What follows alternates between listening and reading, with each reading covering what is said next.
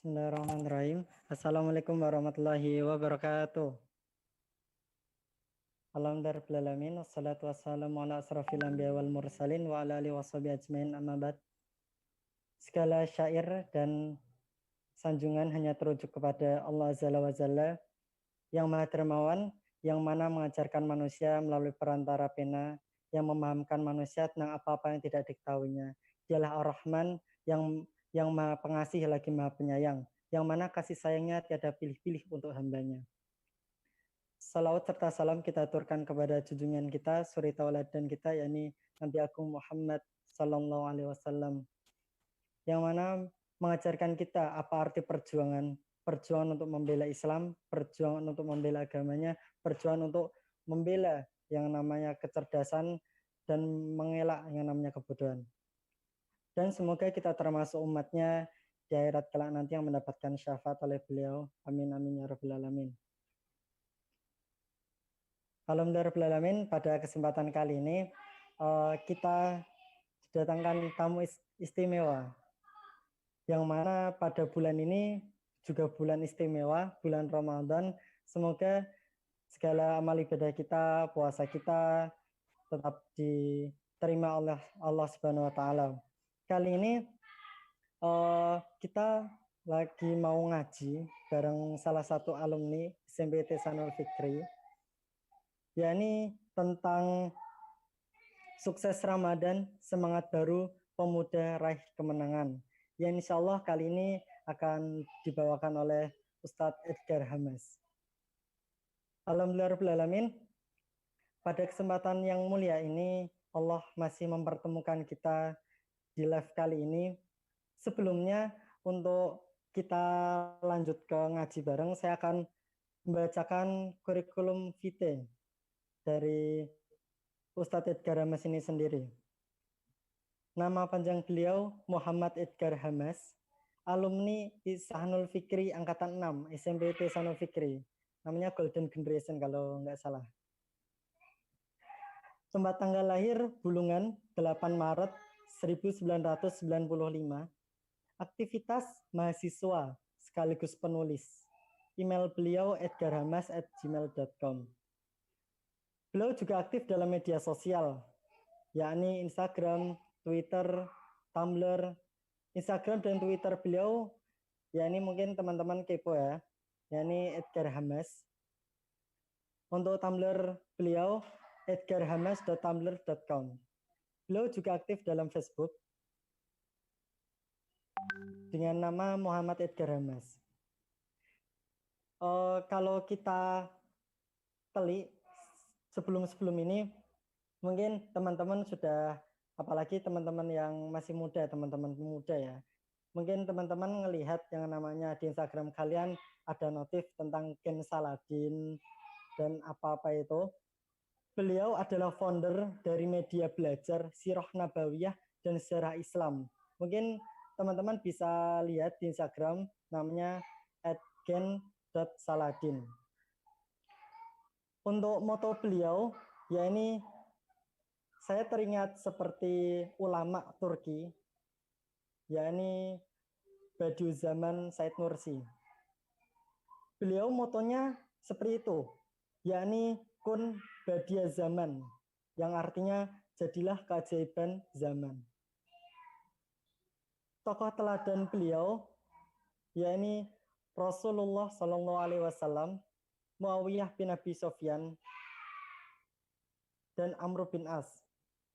Untuk teman-teman sendiri, beliau berdakwah bukan hanya lewat mimbar-mimbar atau sosial media. Beliau juga berdakwah lewat tulisan-tulisan yang beliau abadikan lewat sebuah karyanya. Yang pertama, buku yang berjudul Untuk Kalian yang Dirindu Perubahan. Yang kedua, Belajar dari Negeri Para Nabi. Yang ketiga, Aku Muslim, Aku Bangga. Dan keempat, Energy of Madinah. Dan tulisan beliau yang dicetak, yang kelima ini yaitu tulisan di berbagai media dan cetakan.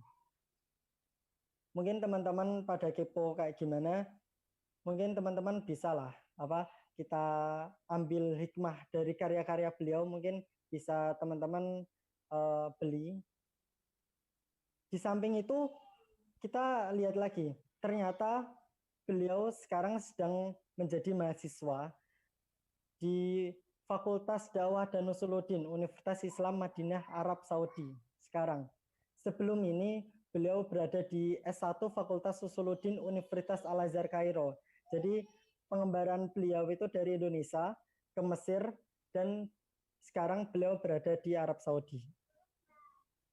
Jadi itu ya kurikulum vitae dari Ustadz Edgar Hamas yang insya Allah pada malam hari ini akan berbagi ilmu yang semoga kita dapat mengambil hikmah dari beliau. Amin amin ya rabbal alamin. Kali ini kita akan mengusung tema sukses Ramadan, semangat baru pemuda raih kemenangan. Mungkin ini identik untuk para pemuda ya, terkhususnya. Mungkin seperti itu aja kurikulum vitae dari beliau. Setelah ini kita saksikan ngaji live Ihsanul Fikri bareng Ustadz Edgar Hamas. Kepada Ustadz Edgar Hamas kami persilahkan. Tafadhol Ustadz. Baik. Terima kasih Mas Dede selaku moderator. Bismillah. Assalamualaikum warahmatullahi wabarakatuh. Mudah-mudahan terdengar dengan jelas kepada teman-teman. Cek dulu ke Mas Dede, jelas ya? Kalau jelas, jempol. Alhamdulillah Pak. Siap, oke. Alhamdulillah, wassalatu wassalamu ala rasulillah, la haula wa la quwata illa billah.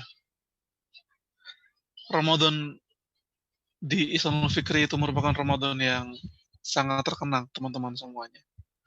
Ramadan ketika kita, apalagi generasi awal, di angkatan awal, datang ke dapur, yang mana dapur dulu masih ada di rumahnya Ustadz Akhyar, di dekat rumah beliau, melalui pohon-pohon rindang, kemudian beberapa dari teman-teman ada yang beringsut mojok dulu ke warung di warung, kita menyebutnya warungnya mbahnya Mas Anwan ya.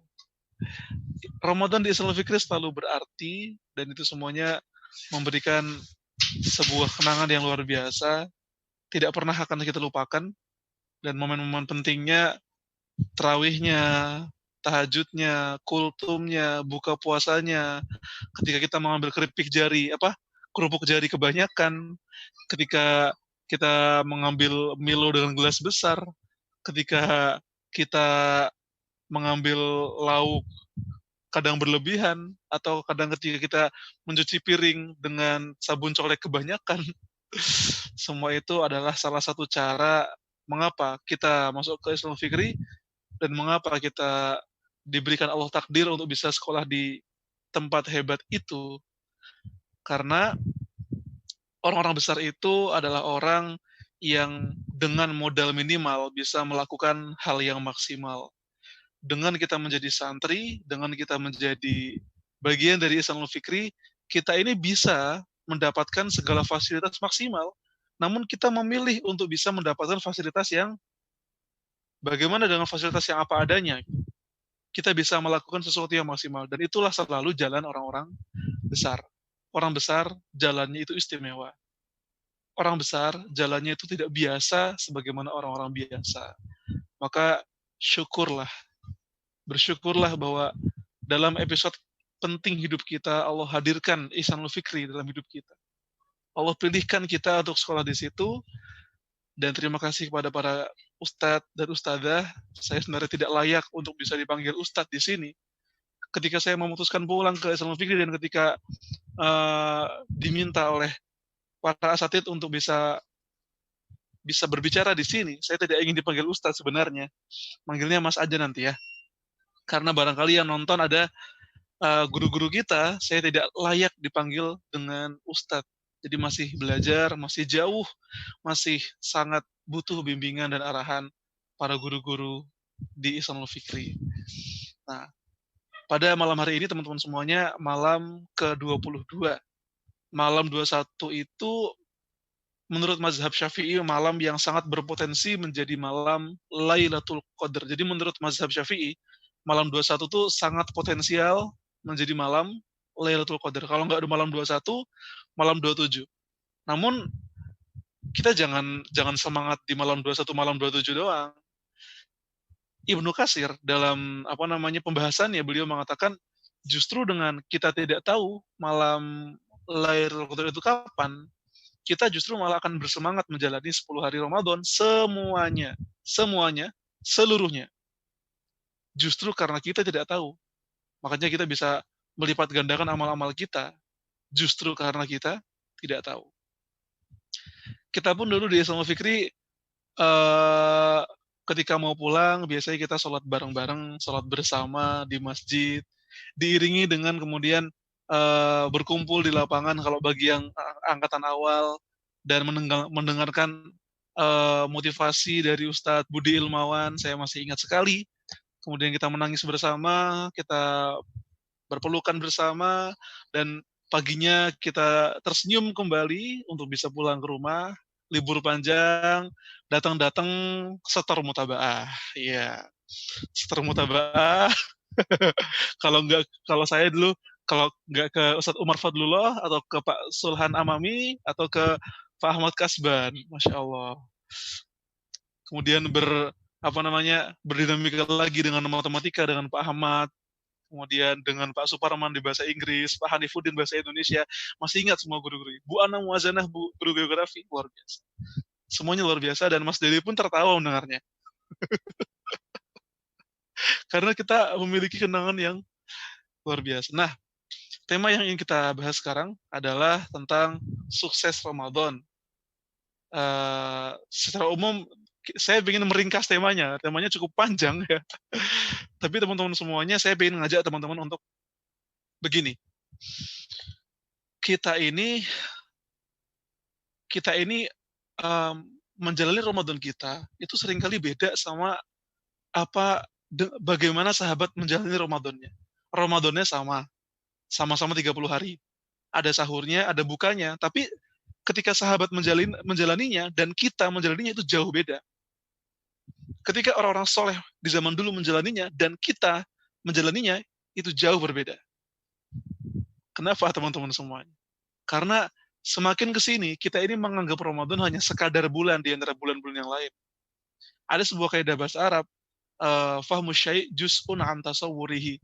Untuk memahami sesuatu adalah cara kita buat menilai sesuatu itu penting atau enggak.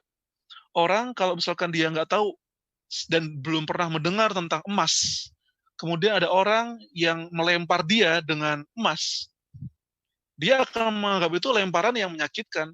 Dan itu seperti batu, keras, emas. Ya tanpa berpikir, karena dia nggak tahu yang dilempar itu emas, ya dia buang emas itu. Dia anggap itu sebagai batu. Orang kalau misalkan nggak pernah tahu ilmu tentang permata, tahu-tahu ada orang datang, kemudian membawa batu, dia tidak akan berpikir untuk menyimpannya, dan berterima kasih kepada orang yang memberikan, karena dia barangkali memikirkan mutiara ini adalah seperti batu di antara batu-batu yang lain. Itu masalah kita. Masalah kita adalah tidak menempatkan Ramadan pada posisinya yang benar. Masalah kita adalah tidak menempatkan bulan suci itu pada posisinya yang mulia. Ketika teman-teman pasti pernah belajar fikih, ketika orang menempatkan sesuatu tidak pada tempatnya, namanya apa? Namanya adalah dolim. Wad'u syai' ila ghairi makanihi. Menempatkan sesuatu tidak pada tempatnya. Kita dalam ritme hidup kita selama belasan tahun kita hidup ini, setelah balik, menjalani berkali-kali Ramadan, itu kita ternyata jangan-jangan belum menempatkan Ramadan di posisinya yang benar. Dengan terlalu sering kita terdistract, teralihkan pada bukber yang kemudian membuat kita sholat maghribnya 5 menit sebelum Isya, atau sholat tarawih yang diringkas menjadi 2 tarawih dan 1 witir. Wih, hemat bener tuh. Kemudian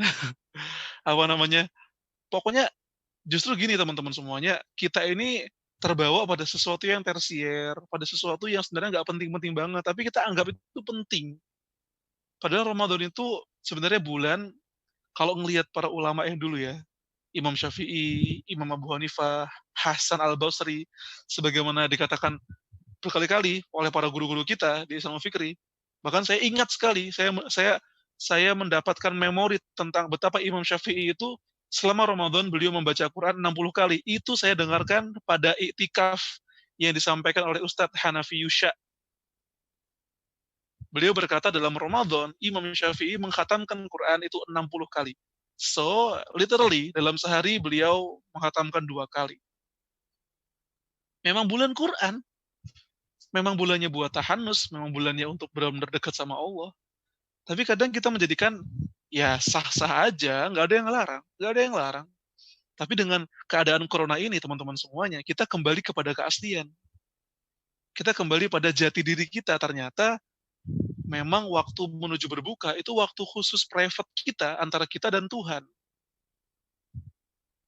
Karena barangkali saya pengen ngajak teman-teman bernalar ya.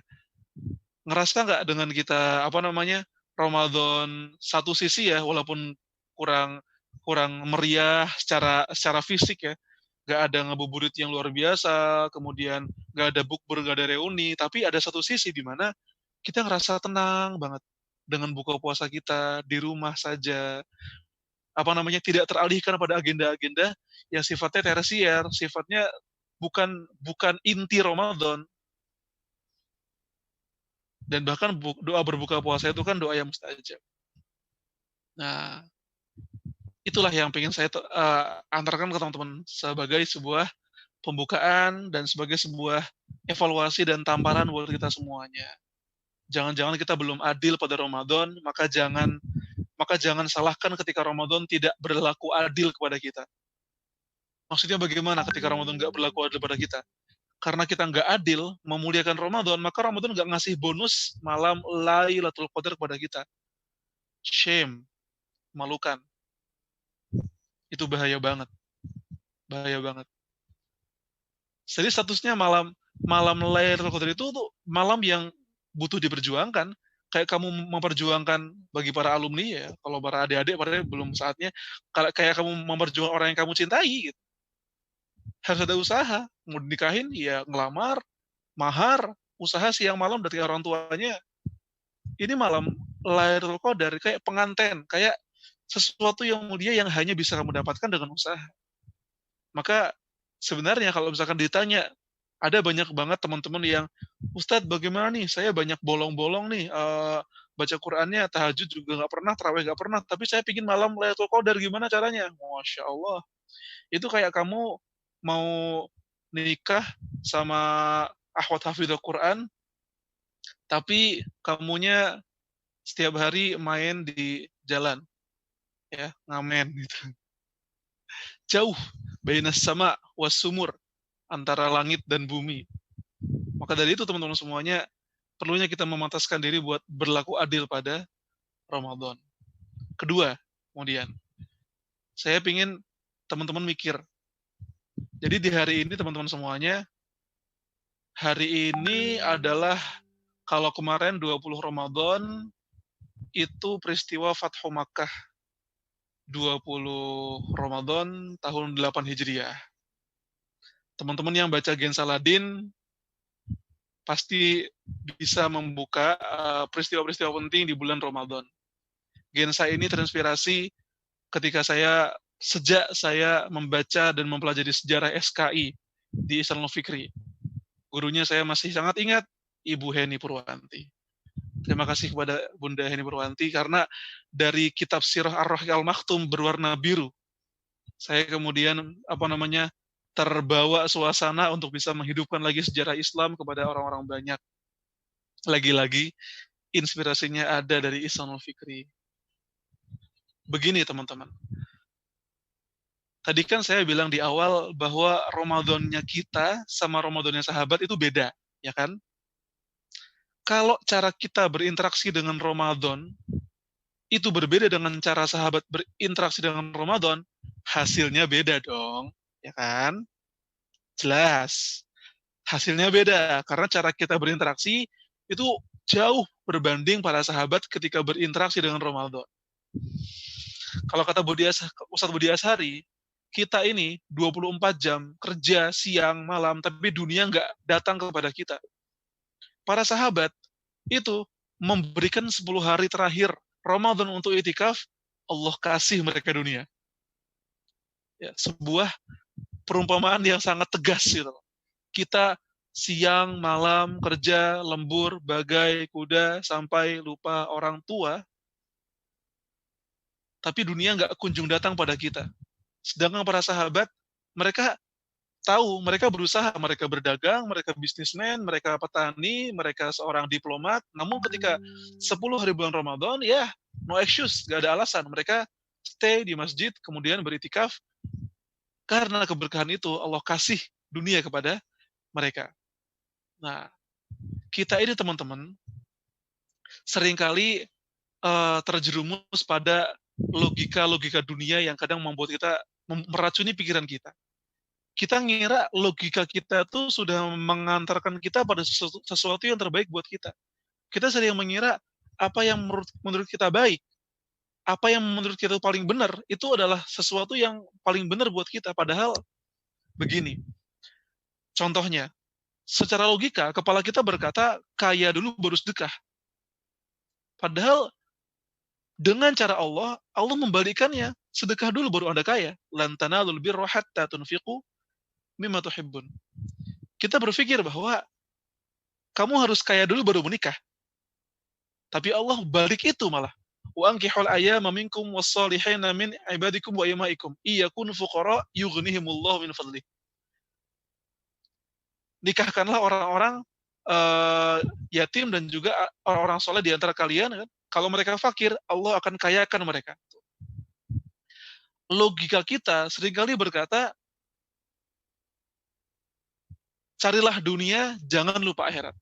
Padahal Allah berfirman, wabtaghi fima atakallahu ad-daral akhirah wala tansa nasibaka minad dunya. Carilah karunia Allah pada akhirat, namun jangan lupa nasibmu pada dunia.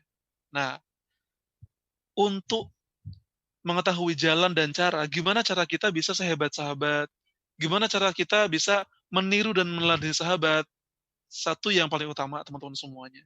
Dan bagaimana caranya menang, kan tadi temanya pengen menang nih, semangat baru, ya kan? Anak muda siap untuk memenangkan peradaban. Bagaimana caranya? Apa hubungannya Ramadan dan kemenangan? Generasi kita barangkali akan sulit membayangkannya. Ramadan, kemenangan. Ramadan, kemenangan. Apakah yang dimaksud kemenangan itu adalah yang selama ini di iklan Marjan, iklan apa, iklan Matahari, iklan Big Sale. Kemenangan adalah ketika engkau berhasil melawan hawa nafsumu, gitu kan? Tidak sesederhana itu, Mas Bro and Sis. Kemenangan dalam generasi dulu umat Islam itu literally kemenangan fisik. Dan ketika kita membayangkannya, kok bisa ada kemenangan di masa lalu yang sekarang tuh kita sulit buat membayangkannya. Ramadan di kepala kita kan teridentikan ketika Ramadan yang dibayangkan, berarti pulang semakin cepat, kalau kerja semakin dikit, rebahannya lama, kemudian ngebuburit, kemudian buka, yang banyak bukanya, kemudian terawihnya dikit aja, habis itu tidur, sahur, habis sahur, tidur, subuh jam 5:30, terus lanjut. Ya. Mindset kita tentang Ramadan udah salah. Itulah yang membuat kita tidak bisa membayangkan kemenangan. Saya bilang tidak bisa membayangkan kemenangan. Bukan nggak bisa mewujudkan kemenangan, nggak bisa membayangkan loh. Betapa jatuhnya kita untuk membayangkan kemenangan saja itu nggak bisa. Saya akan coba rangkaikan. 1 Ramadan 20 Hijriah, pasukan muslimin itu sudah sampai ke Mesir dan siap membebaskan Mesir.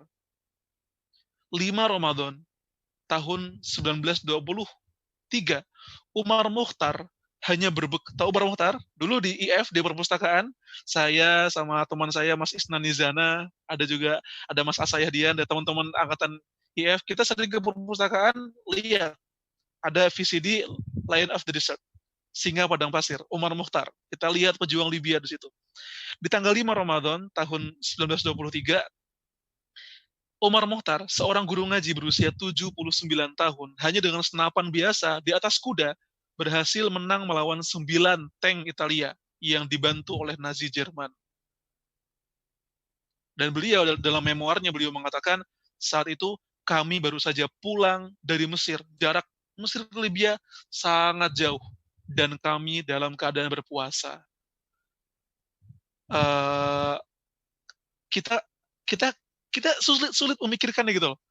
Udah guru ngaji, usia 79 tahun, melakukan perjalanan panjang dari Mesir ke Libya, ribuan kilo, hanya dengan senapan biasa, di atas kuda, berhadapan dengan 9 tank tercanggih dunia saat itu, yang pembuatannya disponsori dan dibantu oleh Nazi Jerman, yang mana saat itu teknologi militer terbaik adalah Nazi Jerman.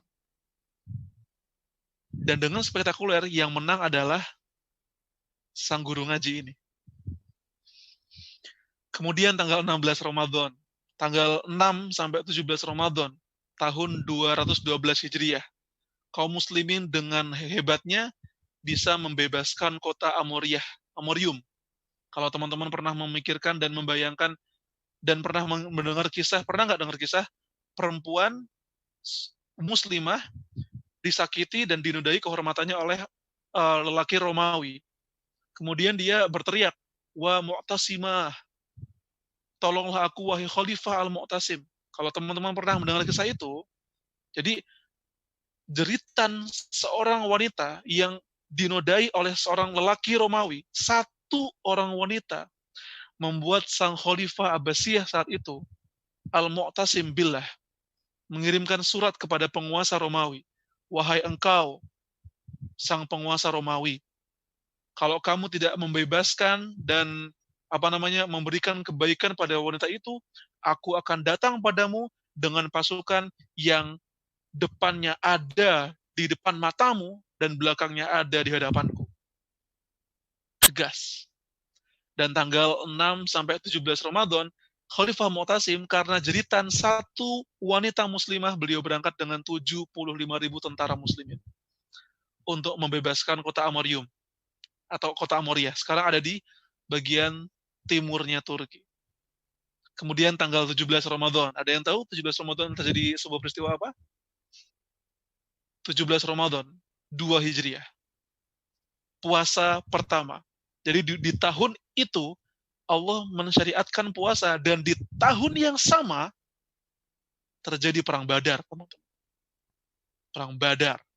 313 versus 1.400 tentara lengkap dan 100 kuda dengan 600 perisai, dengan ratusan unta, dan ribuan anak panah dengan logistik yang mantap. Dan di hari itu, Ramadan, kemenangan Allah berikan kepada kaum muslimin. Tanggal 20 Ramadan, pembebasan kota Makkah.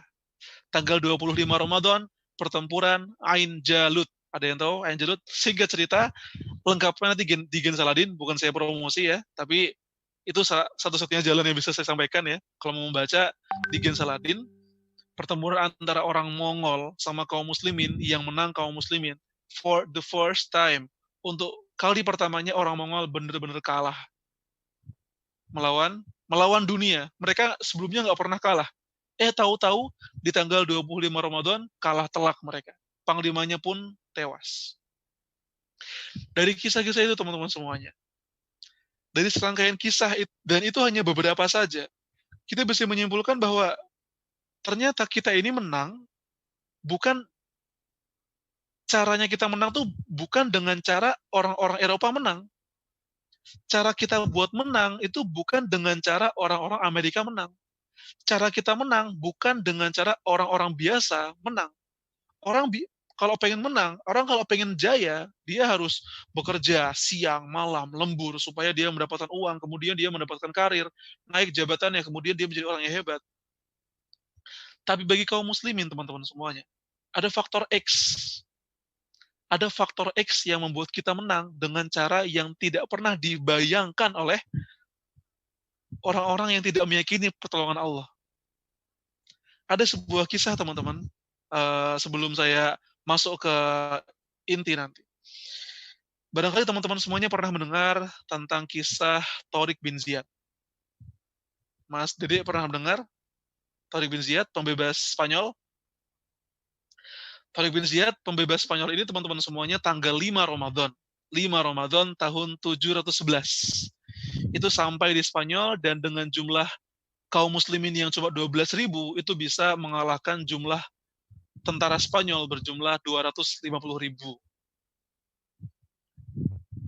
Kita sering mendengar kisah Tariq bin Ziyad ini tentang kisah membakar kapal. Iya, ada yang sering mendengar ya. Ketika Tariq sampai di Spanyol, dia membakar kapalnya, kemudian membuat kaum muslimin itu tidak ada pilihan buat pulang ke Afrika, sehingga mereka harus maju ke depan. Teman-teman tahu? Jujur ya, kisah tentang pembakaran kapal itu hoax. Bagi yang belum tahu ya, itu selebihnya sebagian besar para sejarawan itu memikirkan dan meneliti ternyata riwayat tentang itu ditulis bukan oleh sejarawan Muslim, namun oleh sejarawan Eropa. Pertanyaannya, dan apa yang ingin saya kaitkan, mengapa?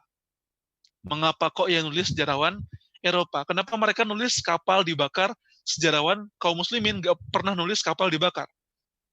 Karena sejarawan Eropa itu bingung gimana bisa bukan orang Spanyol, jumlahnya sedikit, nggak tahu geografi Spanyol, nggak bisa, nggak tahu lembahnya mana, bukitnya mana, tahu-tahu ngelawan 250.000 tentara, kok yang menang Tariq bin Ziyad? Kok bisa? Mereka tuh nggak bisa melogikakan, kok bisa menang? Akhirnya mereka membuat sebuah semacam legenda atau membuat sebuah pembenaran seakan-akan Tariq ini membakar kapalnya sehingga mereka punya alasan wajar nih muslimin menang, orang kapalnya dibakar, Tariq yang memaksa kaum muslimin buat memerangi orang-orang Spanyol. Itu karena mereka dibakar, mereka terpaksa. Jadinya mereka tuh orangnya jadinya mati-matian dalam berperang karena kapalnya dibakar. Wa ma qadarullaha haqqa qadri. Orang kalau ngelihat cara kita menang, orang tuh gak akan tahu. Umat-umat lain, orang-orang Amerika, Eropa, Cina, kalau ngelihat cara kita menang, mereka gak akan paham. Gak akan paham. Maka dari itu, aneh ya, Zionis Israel itu menyerang Gaza, itu setiap Ramadan. Tahu kenapa? Karena Zionis itu memikirkannya, Ramadan itu orang Palestina lapar, rebahan, gak ngapa-ngapain, lemes badannya. Mereka mengira logika manusia mereka bilang, ya kalau puasa lapar pasti nggak bisa berjuang. Tapi setiap Ramadan Zionis melemparkan dan menghujani Palestina dengan bom. Di bulan itu pula kaum muslimin itu malah mendapatkan kemenangan atas serangan Zionis. Nah, dari semua kisah itu kita sadar bahwa cara kita menang itu berbeda dengan cara bangsa-bangsa dan umat lain. Cara kita menang adalah memadukan antara ikhtiar manusiawi dan juga keyakinan kita atas pertolongan Allah. Dan Ramadan ini, mengapa dia menjadi penting? Karena Ramadan adalah jalan kita untuk bisa meraih pertolongan Allah itu. Jadi dia semacam senjata pamungkas. Ramadan itu senjata pamungkas yang ternyata tidak digunakan kita sebaik-baik mungkin. Kita ini ibarat seorang anak kecil yang tidak pernah bermain pedang, kemudian ternyata kita memiliki pedang tajam yang sangat kuat, yang sangat ampuh, yang sekali tebas bisa bukan menebang pohon lagi, menebang batu. Tapi karena kita kecil, karena kita nggak tahu cara makainya, jadinya pedang sehebat apapun, kita nggak bisa menggunakannya. Seperti itulah analogi dan perumpamaan kita dengan Ramadan. Ramadan adalah senjata pamungkas kita, tempat kemenangan kita, waktu kemenangan kita. Yang seringkali, karena kita nggak tahu cara makainya, akhirnya kita dimainkan. Kita dipermainkan. Maka dari itu teman semuanya, untuk menjadi manusia yang sukses ala Islam, dengan jalan Allah, dengan cara Allah, maka kita perlu membersihkan kepala kita dari sesuatu yang sifatnya gak sesuai dengan cara Allah. Seperti saya bilang, kalau Ramadan itu identik dengan rebahan, identik dengan lemas, itu cara yang salah. Ramadan itu adalah identik dengan justru berlipat gandanya amal-amal dan produktivitas kita. Kalau orang menganggap ngapain itu orang sujud, ruku, emang mereka itu berguna buat dunia mereka? Enggak, bukan begitu. Cara kita justru ketika sholat, kita langsung ngomong kepada Allah. Itulah cara kita, langsung ngomong kepada presidennya presiden supaya Allah menolong kita. Cara-cara itu teman-teman semuanya jangan pernah kita anggap remeh. Istighfar, kalimat bernama astagfirullah. Bagi orang-orang yang di luar yang tidak yakin akan pertolongan Allah, barangkali apa itu? Cuma kalimat yang singkat. Emang gunanya apa? Namun Rasul bersabda, "Man lazimal istighfar." Siapa yang mendawamkan istighfar, maka Allah akan jadikan kepadanya jalan keluar dari segala mara bahaya dan rizki yang dari arah yang tidak disangka-sangka. Kita adalah umat dengan faktor X kemenangan, ya. Dan kemenangan itu hanya bisa didapat tidak dengan cara orang lain, harus dengan cara kita sendiri, yaitu dengan ngikut Al-Quran, ngikut jalan Rasul, dan hebatnya lagi, kalau orang nggak punya Ramadan, kita punya Ramadan. Ramadan senjata pamungkas kita, maka dalam 10 hari terakhir ini, maksimalkan penggunaannya. Supaya ketika lulus dari Ramadan, kamu menjadi kesatria yang bisa menggunakan segala fasilitas untuk bisa meraih kemenangan yang sejati. Secara individu, secara masyarakat, dan secara negara. Makanya di akhir saya mau menutup, ada orang suatu hari di Madinah ketika kami lagi membahas Sahih Bukhari, ada orang yang nggak yakin dan dia tuh dimensi pikirannya tuh apa namanya meremehkan Islam, meremehkan pertolongan Allah. Kemudian dia bilang, ini orang ngapain sih ngebahas Sahih Bukhari, kitab kuno, tebel, hadisnya kebanyakan. Tuh lihat orang Amerika udah memikirkan bagaimana caranya ke bulan, bagaimana caranya ke planet Mars. Nyinyir dia. Dia mengira dengan kita membahas Sahih Bukhari, kita ini apa namanya terbelakang, gak maju. Namun kemudian ada orang yang menjawab nyinyiran orang ini. Kalau Amerika belajar siang malam untuk menuju bulan, maka kami belajar Sahih Bukhari untuk menuju Tuhannya bulan. Sebab cara kita teman-teman semuanya berbeda dengan cara orang lain. Kita dimenangkan Allah dengan ikhtiar kita dan dengan pemahaman kita yang penuh, total atas pertolongan-pertolongan Allah. Orang-orang mengira, oh iya Masya Allah nih, bahasa Inggris ini bahasa yang paling bagus, paling mantap, internasional. Yang nggak bisa bahasa Inggris, kasihan orangnya, dia nggak bisa apa namanya memahami bahasa manusia. Miskinun man la yafhamul injiriziyah qad yajidu su'ubatan fi fahmi kalamin nas. Fa ana aqul miskinun man la yastati an yatakallam al-lughah al-arabiyyah qad yajidu su'ubatan fi fahmi kalami rabbin nas. Orang-orang berkata, kasihan orang yang nggak bisa bahasa Inggris, dia akan kesusahan memahami bahasa manusia. Maka kita berkata, kasihan orang yang tidak bisa berbahasa Arab karena dia kesusahan untuk memahami bahasanya Tuhan manusia. Begitulah cara kita, kemenangan jangan meniru yang lain, kemenangan dengan cara kita sendiri, dan Ramadan merupakan sumber utama kekuatan kita. Wallahu a'lam bishawab. Assalamualaikum warahmatullahi wabarakatuh. Waalaikumsalam warahmatullahi wabarakatuh. Masya Allah, sekarang segar. Untuk teman-teman, jadi kami membuka sesi tanya jawab. Untuk teman-teman nanti kalau ingin bertanya bisa di link ke kontaknya yang sudah dikasih oleh Mr. Fu.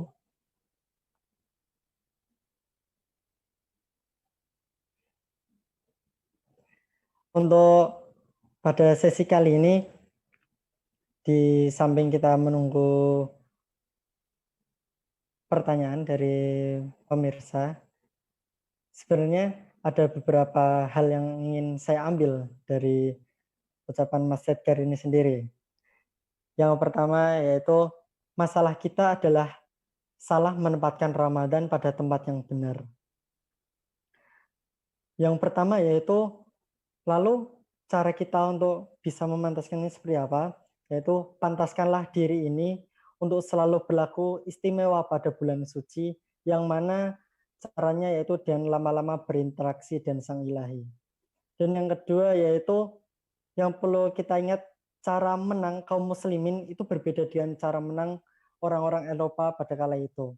Karena keyakinan yang kita miliki adalah sebuah senjata pamungkas pada diri dengan cara yang memadukan ikhtiar manusiawi dan pertolongan dari Sang Ilahi. Menjadi manusia sukses ala Allah itu seperti apa? Ya ini membersihkan diri kita dan apa-apa yang tidak disukai oleh Allah. Dan yang terakhir, orang mungkin ya, orang yang tidak bisa berbahasa Inggris, dia tidak bisa memahami bahasa manusia. Tapi orang yang tidak bisa berbahasa Arab, dia tidak bisa memahami bahasa pemilik manusia itu sendiri, yakni Allah Subhanahu wa taala. Jadi dari ngaji ini kita bisa mengambil bahwasanya inti-inti dari kajian itu ada beberapa yang telah saya sampaikan. Selanjutnya ya ini pertanyaan dari pemirsa, mungkin kalau ada. Tapi dari nunggu ya. Mas Edgar, saya boleh tanya nggak Mas Edgar? Silakan, silakan. Kalau menurut Mas Edgar sendiri nih, ini pertanyaan pribadi saya Mas. Menurut Mas Edgar di tengah pandemi yang terjadi kali ini itu sebenarnya tuh peran pemuda yang sangat ideal, apalagi pemuda muslim itu seperti apa Mas Edgar? Pemuda muslim menghadapi krisis seperti ini. Jadi kita menyebutnya dengan krisis. Krisis itu kan di mana segala keteraturan itu menjadi tidak teratur. Segala yang tadinya tertata menjadi tidak tertata, dan kita sedang mengalami yang seperti itu. Ya. Maka teman-teman semuanya, setiap krisis itu selalu melahirkan pemimpin yang original. Kenapa? Karena krisis itu memang kemudian akan menyeleksi orang-orang mana yang pura-pura hebat dan mana yang hebat betulan. Anak-anak muda kayak kita, dalam waktu krisis seperti ini, itu perlu melihat dunia, perlu membaca keadaan dunia. Dia akan mengalir ke arah apa, dia akan menuju ke aliran mana, apa yang akan terjadi, apa yang kemudian akan kita hadapi setelah wabah ini selesai. Akan banyak sekali perubahan di dunia, dan anak muda pertama seperti kita perlu membaca keadaan dunia setelah corona ini selesai. Jadi kita perlu membuat sebuah persiapan. Karena jujur, setelah wabah ini selesai, kita akan melihat dunia dengan sudut pandang yang baru, kita akan melihat segala konstelasi global akan berubah. Anak muda kayak kita perlu bicara yang global-global ya. Perlu bicara yang membumi-membumi gitu ya. Yang kedua, Yang kedua, menghadapi krisis seperti ini, teman-teman semuanya, kita perlu waktu krisis itu dan waktu di mana kita harus banyak di rumah itu justru menjadi waktu untuk private kita sama Allah, dengan kembali mereview bacaan-bacaan kita. Kita beli banyak buku, tapi kadang beli doang, plastiknya belum dilepas. Sekarang saatnya melepas plastiknya dan kita baca bukunya. Habis baca bukunya, contohlah Ustadz Ahmad Kasban ketika beliau berinteraksi dengan buku. Ustadz Ahmad Kasban ketika beliau membaca buku, saya ingat, barangkali menjadi kebiasaan beliau, selalu ada notes, catatan-catatan dalam buku beliau. Itu bentuk membaca cerdas. Ya, membaca tidak hanya membaca. Kalau membaca sekadar membaca, anak SD pun bisa. Tapi membaca cerdas adalah kita mengambil inti-inti dari buku yang kita baca, maka siapkan notes, siapkan stabilo, siapkan pulpen, supaya buku itu semakin indah. Itu ketika banyak coretannya, teman-teman. Itu justru malah menjadi memudahkan kita. Kalau kita ingat, aduh saya pernah baca di mana ya? Oh iya, coba lihat bukunya. Ketemu, karena kita stabilo. Udah kita kasih tanda pentung, tanda seru. Itu cara membaca. Itu apa namanya? Amalan-amalan yang perlu kita isi. Jadi karena anak muda seperti kita, seorang guru saya bernama Ustadz Zulfi Akmal berkata, dengan keadaan kita ini terbatas dari banyak hal ini, terbatas melakukan apa saja karena keterbatasan kita nggak boleh keluar, atau karena kita perlu kerja di rumah, atau karena kita perlu beraktivitas lebih lama di rumah, justru ini adalah merupakan fatratut taksil. Artinya, fase untuk mengumpulkan ilmu sebanyak-banyaknya. Tentu, karena subhanallah, subhanallah, selain kita membaca Al-Quran, memang perlu kita mengalokasikan waktu buat membaca. Membaca itu sesuatu yang menjadi kebiasaan baru saya di Ihsanul Fikri. Tadinya saya nggak suka baca. Kalaupun baca paling ya komik Doraemon ataupun Conan dulu pas SD. Tapi ketika masuk SMP, tidak ada komik itu di perpustakaan. Maka yang saya baca adalah Koran Republika setiap hari itu di perpustakaan Ihsanul Fikri. Kemudian karena dalam beberapa malam, jadi pernah ada program harus membuat clipping berita, kemudian membacakan berita itu dengan diterjemahkan ke bahasa Inggris. Itu programnya Ihsanul Fikri. Saya kemudian memotong-motong kertas koran yang sudah nggak kepake, mengclipping dia, kemudian mengumpulkannya dalam buku jurnal. Itu kebiasaan saya di IF itu, masya Allah. Saya pun ngerasa, wih, kok bisa di IF? Jadi ada clipping-clipping tentang Palestina, dipotong-potong, izin ke Ustadz siapa ya, masya Allah, Pak Zulfa kalau Ya, salah. Pak Zulfa. Izin ke Pak Zulfa boleh nggak nih yang udah nggak kepake saya potong-potong, saya clipping, boleh saya clipping, kemudian malah masuk ke dalam pikiran tentang Gaza, Israel, tentang timeline yang penting itu, justru malah sampai sekarang. Membaca buku sangat penting teman-teman semuanya. Apalagi saya mengambil sebuah kesimpulan, kenapa di IF kok rajin baca dibanding ketika di rumah? Karena ketika di rumah itu terdistract dengan banyak hal, tentang jalan-jalan, dengan TV, dengan segala hal tentang gadget. Namun karena di IF keterbatasan itu, jadinya kita punya ruang buat melakukan hal-hal yang lebih bermanfaat. Nah, barangkali ini tidak keadaan kita physical distancing ini tidak seperti IF ya. Boleh keluar, boleh main HP, tapi tetap kita merasa terbatas. Dengan kita merasa terbatas ini, ada hal-hal yang tidak kita laksanakan dan ada hal-hal yang tidak bisa kita lakukan. Maka substitusi kegiatannya akan diarahkan kepada sesuatu yang kita ingin lakukan namun dia tertunda dalam waktu yang lama. Apa itu? Kalau nggak membaca, menonton video-video bermanfaat, biasanya kan itu kan pengen tuh kita lakuin, tapi karena kita terlalu sering terdistract dengan, aduh pengen jalan-jalan nih, pengen ke sana, pengen ke situ, akhirnya tidak terlaksanakan. Nah, dengan tertutupnya jalan itu, kita bisa mendistribusikan waktu kita untuk sesuatu yang kita tunda-tunda dulu. Begitu kira-kira, Mas Dede. Apakah ada pertanyaan atau pernyataan dari teman-teman?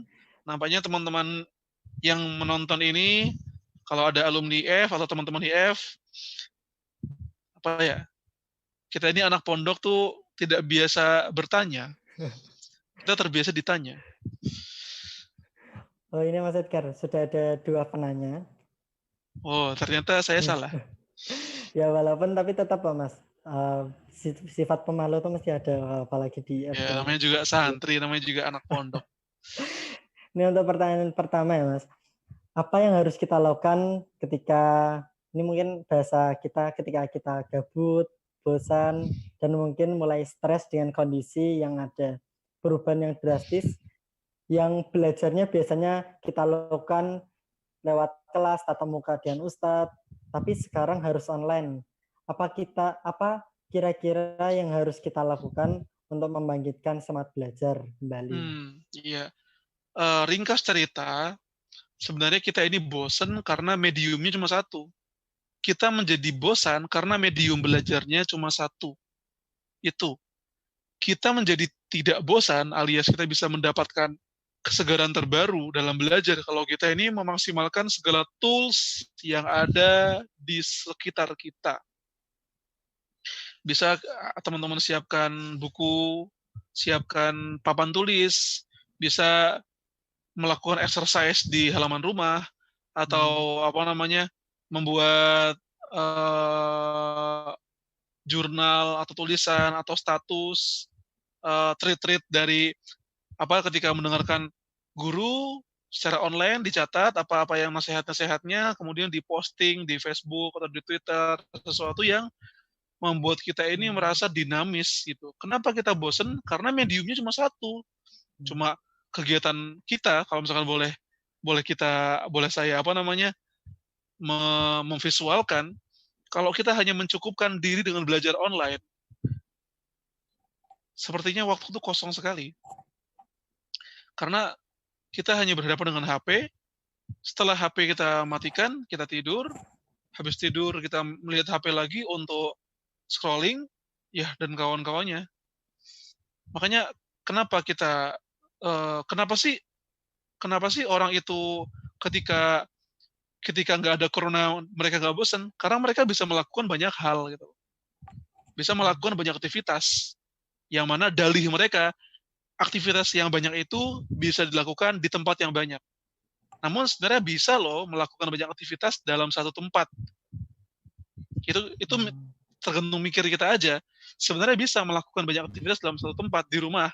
Bisa exercise, bisa membuat semacam peta pikiran di whiteboard, atau membuat sebuah poster tentang yang menghias rumah, atau membuat target-target, atau membaca buku. Banyak sekali hal yang bisa kita lakukan. Selesai dari kondisikan hati kita sebagaimana kita ini di luar. Kondisikan hati kita sebagaimana kita ini bisa melakukan apa saja. Tapi bedanya, technically, dia hanya bisa dilakukan di rumah. Sesuatu yang biasa kita lakukan di luar yang bisa kita lakukan di rumah. Nongkrong sama teman. Nongkrong bisa Anda siapkan meja di depan rumah, minum kopi, malam-malam, itu nongkrong. Pastikan dia ada barangkali musik instrumennya supaya dia terkesan seperti kafe. Atau teman-teman pengen jalan-jalan malam dengan mendengarkan nasyid atau Quran di headset, ya mungkin barangkali bisa digantikan dengan jalan-jalan keliling komplek, keliling gang, melihat Bapak Ibu sambil mendengarkan, sambil melihat situasi desa.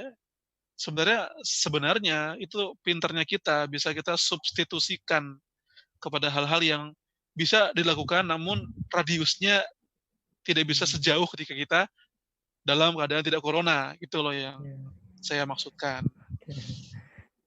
Oke Mas Edgar, untuk 2 pertanyaan terakhir ini, mungkin bisa dijawab. Pertanyaan dari Rizky, bagaimana cara kita menumbuhkan kecintaan terhadap sejarah Islam, khususnya untuk anak-anak generasi Z? Mengingat Ustadz adalah alumni SMPIT, mungkin ada cerita tentang itu. Yang terakhir yaitu gimana menjadi pemuda go internasional. Mungkin itu pertanyaan terakhir. Ya, luar biasa. Kecintaan sejarah saya pertama kali adalah karena SKI itu.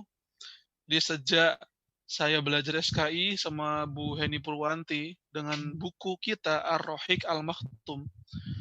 Kita ketika Islamic Book Fair dan satu IF itu naik bis semuanya ke Balai Wanita Tama di Yogyakarta, kita tuh diwajibkan beli Sirah Nabawiyah.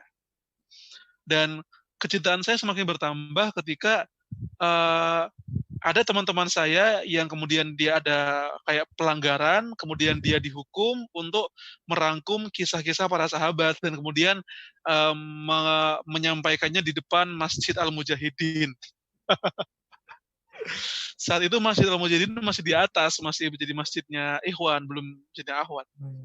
Nah, ada yang mengisahkan tentang Abdurrahman bin Auf, ada yang mengisahkan tentang Utsman bin Affan. Pokoknya Bu Heni itu sangat menekankan pada kita untuk menghafalkan 10 sahabat yang dijamin masuk surga. Anak IF kok nggak tahu 10 sahabat yang dijamin masuk surga, kelewatan. Ngulang kelas 7 ya. Oke. Karena kita perlu tahu, dan itu menjadi salah satu keistimewaan orang-orang Ihsanul Fikri. Dan perpustakaan itu memberikan kita semua hal tentang sejarah Islam, karena memang sejarah itu sangat penting bagi kita semuanya. Mengapa menumbuhkan kecintaan pada sejarah Islam sangat penting? Karena teman-teman semuanya, sejarah itu merupakan sepertiga bagian dari Al-Quran. Kalau kata Dr. Roghib Sirjani, mengisahkan sejarah adalah fi'lun robbani. Sesuatu yang Allah lakukan untuk mendidik manusia. Apa itu? Kan Al-Quran firman Allah. Berarti yang ngomong siapa? Yang ngomong Allah dong. Dan hebatnya, sepertiga Al-Quran itu, Allah tuh memfirmankan tentang sejarah. Itu hebat banget, teman-teman. Hebat banget. Allah menggunakan sejarah untuk mendidik manusia. Kalau orang dapat sinyalnya, itu penting banget loh. Allah mendidik manusia dengan sejarah. Maka seorang guru itu akan sangat bisa mendidik anak-anaknya dengan mengisahkan tentang sejarah. Nggak mesti sejarah Nabi. Ya kalau memang tentang lagi membahas tentang bahasa Inggris, membahaslah Britain rules the waves. Kisah tentang Imperium Britania, kehebatan mereka. Ketika membahas tentang PKN itu kan juga sejarah tentang komunisme, liberalisme, ekonomi Pancasila, semuanya ada sejarahnya. Pada intinya, segala ilmu pengetahuan itu ada sejarahnya. Dan kita hanya bisa memahami sebuah ilmu pengetahuan dengan sejarah. Dan pada dasarnya, kita nggak bisa memahami apa kondisi dan kenapa kondisi umat kayak gini, kecuali dengan membaca sejarah. Kenapa kita kalah? Kenapa kita mundur? Kenapa kita tergelincir? Kenapa kita terhimpit dan tertekan? Kalau kata Badiuzzama Said Nursi, minjem kata Mas Dede tadi, kalau kata Badiuzzama Said Nursi dalam bukunya Al-Khutbah Asy-Syamiyah, jadi pidato beliau di Masjid Damaskus, beliau berkata, umat Islam hari ini seperti kue bundar, kayak kue ulang tahun, yang dipotong-potong, kemudian dibagi-bagi, dimakan oleh para orang serakah. Itu kondisi umat Islam sekarang. Kenapa? The question is, why? Why? Pertanyaan yang sangat-sangat perlu dijawab oleh anak-anak muda muslim yang pengen mengubah sejarah dan mengubah peradaban. Ternyata, sepanjang sejarah kita, yang selalu membuat kita hancur dan tergelincir adalah al-wahn, cinta dunia dan takut mati. Dan jauhnya kita dari Al-Quran. Dan dekatnya kita pada sesuatu yang mengalihkan kita dari Al-Quran. Wa qala alladzina kafaru la tasma'u li hadzal Qur'an walghaw fihi la'allakum taghlibun. Dan berkata orang-orang kafir, janganlah kamu mendengarkan Al-Quran dan buatlah pengalihannya supaya engkau menjadi menang. Saya mengambil ibroh dari situ, kalau kita mendengarkan musik lebih banyak porsinya dibanding mendengar Quran, dijamin hidup Anda sudah terdistract. Kalau kita lebih banyak bermain Dota atau Mobile Legend daripada mendengarkan atau membaca Quran, dijamin hidup Anda, hidup kamu sudah terdistract, teralihkan pada tujuan asli. Dan itu yang membuat umat Islam hancur. Dan ngerinya, itulah yang membuat Andalusia hancur. Andalusia hancur bukan serangan militer. Andalusia hancur bukan karena serangan pedang yang kemudian membunuh semua orang-orang di sana, bukan. Awal kehancuran Andalusia adalah kedatangan seorang musisi bernama Ziryab yang kemudian dia membangun sekolah musik sehingga malah mengalihkan anak-anak mudanya dari masjid menuju sekolah musik, dari ulama menuju tari-tarian. Itu awal mula kehancuran Andalusia. Bukan? Kalau ngebaca sejarah, kita jadi nggak kaget dan kita tahu caranya bangkit dan kita tahu sebabnya jatuh kenapa. Jadi nggak kagetan. Kalau kata Pak Harto, ojo dumeh, ojo kagetan. Jangan kita mudah angkuh dan jangan juga kagetan. Orang tuh kalau kagetan gampang dipengaruhin. Gitu kan? Makanya orang kenapa dihipnotis? Karena dia kagetan kan.